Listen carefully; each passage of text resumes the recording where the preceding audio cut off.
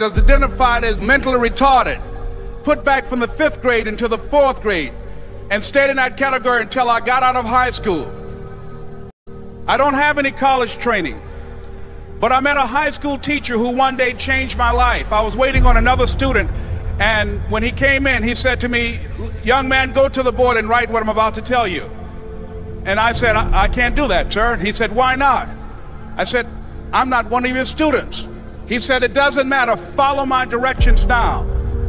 I said, "I can't do that, sir." He said, "Why not?" I said, "Because I'm educable mentally retarded." And he came from behind his desk and he looked at me. He said, "Don't ever say that again. Someone's opinion of you does not have to become your reality." And as he talked, my heart began to beat fast. Tears began to run down my eyes, and I was in the back just listening to him, because the speech he was giving, that speech was for me. And he said, "Les Brown," he said, "if you want to do anything worthwhile in life, you've got to be hungry." I told Mr. Washington I wanted to become a disc jockey. And so I started working to develop myself. He said, "I want you to practice every day being a disc jockey." I said, "But I don't have any job now." He said, "It doesn't matter." He said that it's better to be prepared for an opportunity and not have one than to have an opportunity and not be prepared. And as I was working to develop myself, I applied for a job as a disc jockey, WMBM on Miami Beach. I went to a guy named Milton Butterball. I said, "How you doing, Mr. Butterball? I'd like to get a job as a disc jockey." He looked at me, he said, "You have any broadcast background?" I said, "No, sir, I don't." "You have any journalism background?" I said, "No, sir, I don't." He said, "We don't have any jobs available." I said, "Yes, sir." I went back to Mr. Washington and I told him. He said, "Don't take it personally." He said, "Most people are so negative, they will have to say no 7 times before they say yes." He said, "Go back again." So I went back again. I said, "How you doing, Mr. Butterball? My name is Les Brown." He said, "I know what your name is. What do you want?" I said, "I'd like to know whether or not you have any jobs for disc jockey, sir." He said, "Didn't I just tell you yesterday we didn't have any jobs?" I said, "Yes, sir, but I know whether or not somebody got laid off or somebody was fired, sir." He said, "No one was laid off or fired. Now get on out of here." I came back the next day like I was seeing him for the first time. I said, "Hello, Mr. Butterball, how are you?" He looked at me with rage. He said, "Go get me some coffee." I said, "Yes, sir."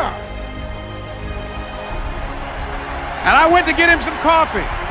After a while, I would get their lunch and dinner, and I would go in the control rooms and take the disc jockeys their food, and I would not leave until they would ask me to leave. One Saturday afternoon, while I was at the radio station, a guy named Rock was drinking while he was on the air. I was the only one there, looking at him through the control room windows, walking back and forth, young, ready, and hungry. Pretty soon the phone rang, and it was the general manager. And I answered the phone. I said, "Hello?" He said, "Les, this is Mr. Klein." I said, "I know." He said, "Rock can't finish his program." I said, "I know." He said, "Would you call one of the other DJs in?" I said, "Yes, sir." I hung the phone up. I said, "Now he must think I'm crazy." I called my mom and my girlfriend Cassandra. I said, "Y'all turn up the radio and come out on the front porch. I'm about to come on the air." I waited for about 20 minutes, and I called him back. I said, "Mr. Klein, I can't find nobody." He said, "Young boy, do you know how to work the controls?" I said, "Yes, sir." He said, "Go in there and don't say nothing here." I said, "Yes, sir." I couldn't wait to get behind those controls. I put on an old Stevie Wonder record called Fingertips. I sat down behind that turntable. I said, "Look out, this is me, LB Triple P, Les Brown, your platter playing papa. There were none before me, and there will be none after me. Therefore, that makes me the one and only. Young and single and love to mingle, certified, bona fide, indubitably qualified to bring you satisfaction, a whole lot of action. Look out, baby, I'm your love man." I was hungry. I was hungry. You got to be hungry. Begin to know that you have greatness within you.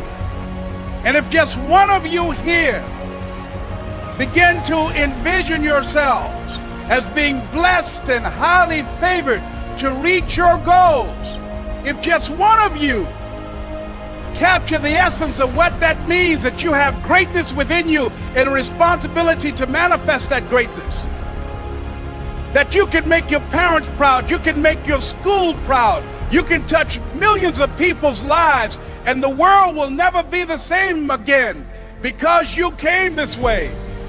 It was hard, ladies and gentlemen, coming to speak to people. And I was facing financial difficulties in my own life.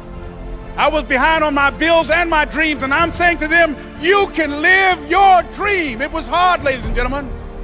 It was very difficult to pick myself up each day believing that I could do it. There were times that I doubted myself. I used to ask myself, can I do this? And something said within me, you're the one. Don't give up on your dream. By continuing to push forward, by continuing to run toward my dream, that one day I would have my own talk show. It's a long shot, ladies and gentlemen, from Liberty City, an abandoned building on a floor, never knowing my mother or father. It's a long shot. Being here with you today in this dome in Atlanta, it's a long shot. No college training, labeled educable, mentally retarded, but I kept running toward my dream. Don't stop.